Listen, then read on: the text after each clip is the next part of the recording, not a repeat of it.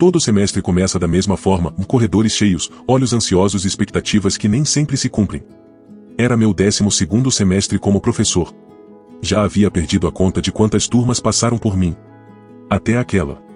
Havia algo diferente nela. Não era o conteúdo, era a presença. A presença de uma aluna específica, Clara. 23 anos. Aluna aplicada. Olhar firme. Sorriso que não buscava atenção, mas recebia todas. Clara se sentava sempre no fundo. Quieta. Observadora. Em uma das primeiras aulas, corrigiu uma citação minha com uma fonte original. Não foi arrogância. Foi precisão. Você gosta de filosofia existencialista? Perguntei. Ela respondeu com uma pergunta: você também se sente desconfortável com certezas absolutas? E então sorriu. Foi nesse momento que entendi que aquela aluna não queria apenas aprender. Ela queria provocar. Nas semanas seguintes, os gestos se acumularam. Um livro deixado na minha mesa, com uma anotação em bilhete.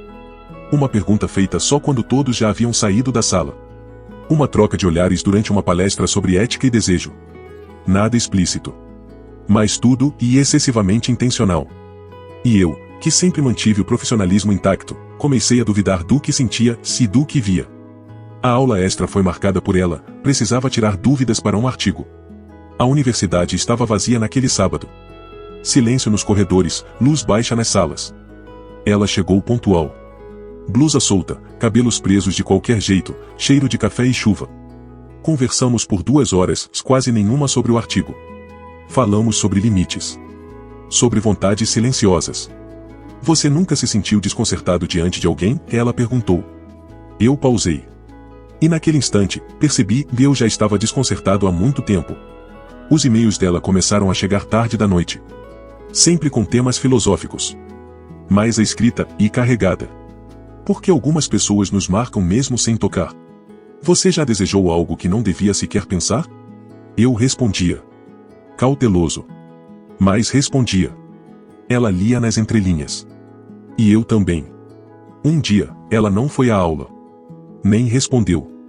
A ausência dela foi mais barulhenta que sua presença. No outro dia, lá estava ela, entrou, pegou no meu ombro, sorriu e disse: depois da aula eu vou te dar uma aula de anatomia, e aquele olhar penetrante me deixou hipnotizado por alguns segundos.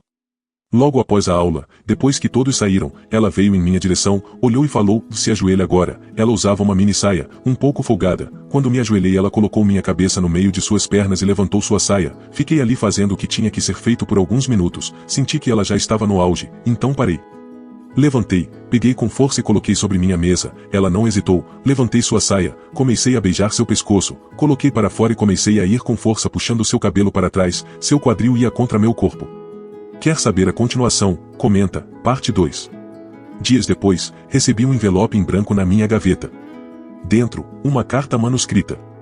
Há pessoas que vêm para nos ensinar mais sobre nós do que qualquer livro. Obrigada por ser o espelho que eu esperava encontrar.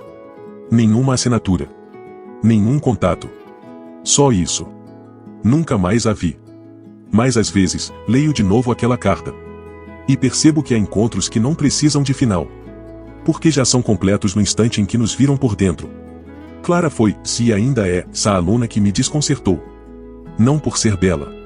Mas por ter me feito lembrar que, por trás do professor que pensa saber tudo, ainda existe um homem que não sabe lidar com tudo o que sente.